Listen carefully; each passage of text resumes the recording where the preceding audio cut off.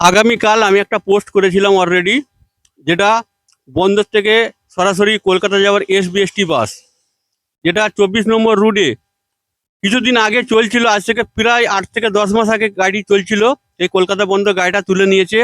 তাই আমি আমার বিনীত অনুরোধ যে প্রশাসনের কাছে এবং এসবিএসটি কর্মকর্তাদের কাছে আমার বিনীত অনুরোধ, আপনারা পুনরায় যে কলকাতা বন্দর এসবিএসটি যে বাসটা ছিল এই বাসটা চালু করুন, যেটা 24 নম্বর রুটে কলকাতা বন্দর।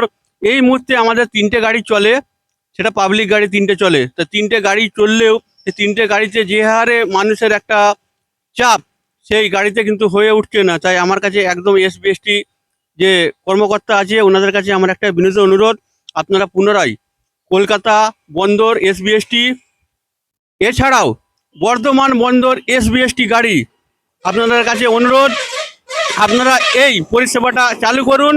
কারণ যেটা আমাদের বন্দর থেকে প্রচণ্ড মানুষ ডাক্তার দেখানোর জন্য যায় বর্ধমানের উদ্দেশ্যে, যেটা কিছুদিন আগে একটি বর্ধমান বন্দর পাবলিক বাস চলছিল, সে বাসটা কোনো কারণে হয়তো বাসটা বন্ধ হয়ে গেছে।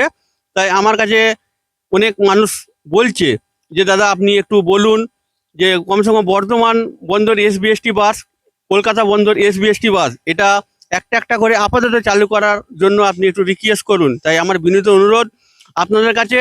এবং আপনারা যারা ভিডিওটি দেখবেন অবশ্যই ভিডিওটি সকলে শেয়ার করবেন, যাতে প্রশাসনের কাছে এবং কর্মকর্তাদের কাছে এসবিএসটিদের কাছে আমার এই বার্তাটা সকলের কাছে পৌঁছয়, যেটা সাধারণ মানুষের কাছে উপকৃত হবে। আর আমার কাছে একদম আছে এই মুহূর্তে আমাদের একদম যে যে গাদিয়ারা থেকে একদম আসছে সীমন্ত দাদা ভাই, তো ওনার কাছ থেকেও আমরা কিছু শুনবো। বলুন দাদা। আমি চাই সত্যতা বলতে আমাদের খানাকুলের বুক থেকে যে সরকারি গাড়ি চলুক। খানাকুলের বুকে এখন রামনগর টু ধর্মতলা দুটো গাড়ি চলছে। আমরা চাইছি গণেশপুর থেকেও একটা এসবিএসটিসি চালানোর জন্যে, আর আমাদের গড়েঘাট থেকে দীঘা এসবিএসটিসি দেওয়ার জন্য আমি চেষ্টা করছি।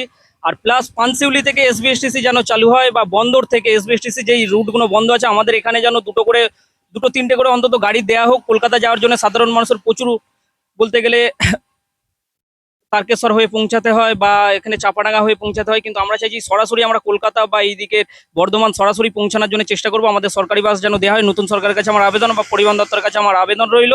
আর বিভিন্ন জায়গায় যেই সব জায়গায়, বা আমাদের তারকেশ্বরে মেন যে তারকেশ্বরে এখন আমাদের এসবিএসটিসির কোনো ডিপোই নেই বলতে গেলে। আমরা চাইবো নতুন সরকার যে তারকেশ্বর থেকে বহু জায়গার সরকারি গাড়ি চালানো হোক বা এসবিএসটিসি ওখানে ডিপো করা হোক। আমরা এটাই রিকোয়েস্ট করব সরকারের কাছে, বা আমাদের খানাকুল বা বিধায়ক যিনি আছেন বা ওনার কাছে, বা আমাদের আরামবাগের যিনি বিধায়ক আছে, বা পুরসুরার যিনি বিধায়ক আছে, বা আমাদের তারকেশ্বরের যিনি বিধায়ক আছে, ওনাদের কাছে আমার রিকোয়েস্ট রইল যে এখানে যত যে আমাদের যে স্ট্যান্ড আছে বা আমাদের এখানে সরকারি গাড়ি দেয়া হোক, এখানে সাধারণ মানুষের উপকৃত হবে, বা বেসরকারি গাড়িও এইগুলো যেন চালানো হোক। বলতে গেলে যে লং লং রুটগুলো আছে, আমাদের গড়েঘাটকে একটা বড় স্ট্যান্ড করার দরকার আছে, বা এখান থেকে বিভিন্ন জায়গায় গাড়ি চলুক, বা আমাদের খানাকুল থেকে বিভিন্ন জায়গায় গাড়ি যাওয়ার জন্য বা দীঘা যাওয়ার জন্য কোনো গাড়ি নেই, এখানে সাধারণ মানুষের জন্য যেন দীঘা গাড়ি অন্তত দেয়া হোক। সরকারি গাড়ি একটা বা দুটো দেয়া হোক, আমি এটাই চাইবো। বা আমাদের গণেশপুর থেকে একটা সরকারি গাড়ি, পানশিউলি থেকে একটা সরকারি গাড়ি, বন্দর থেকে একটা সরকারি গাড়ি যেন অবশ্যই দেয়া হোক কলকাতা যাওয়ার জন্যে। এটাই আমার বলার ছিল। সবাই ভালো থাকবেন। একদম সকলে ভালো থাকবেন, সুস্থ থাকবেন। প্রচারটি অবশ্যই বেশি বেশি করে শেয়ার করবেন, যাতে প্রশাসনের কাছে এবং আমাদের বিধায়ক মহাশয়ের কাছে যেন আমাদের বার্তাটি পৌঁছয় সকলের কাছে। তো সকলকে অসংখ্য ধন্যবাদ।